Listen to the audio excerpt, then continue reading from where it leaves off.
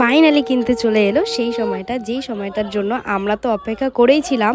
আর ওরও কিন্তু দীর্ঘদিনের অপেক্ষার অবসান ঘটলো। এদিকে আমরাও সবাই চিৎকার চেঁচামেচি করছিলাম যে সুপর্ণা এবার পান পাতাটা সরা, আর তোর বরের মুখ দেখো, কিন্তু ভীষণ লজ্জা পাচ্ছিল।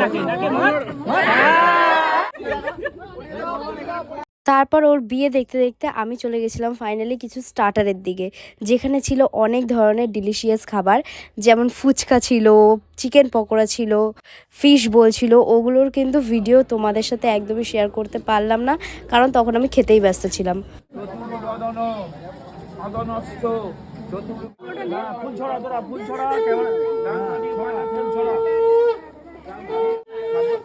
একটা হলো ভোট আমি বলে দিচ্ছি।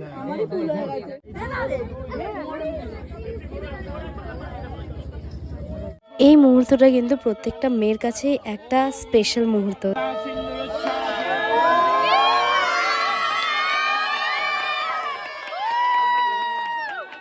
আগের ভিডিওতে তোমাদের সাথে আমি শেয়ার করেছিলাম আমরা সবাই মিলে বাসর রাত জাগবো, আর আমরা কিন্তু বাসর রাতে ভীষণ আড্ডা মজা করেছিলাম, সারা রাত হাসি হুল্লোড় হয়েছিল।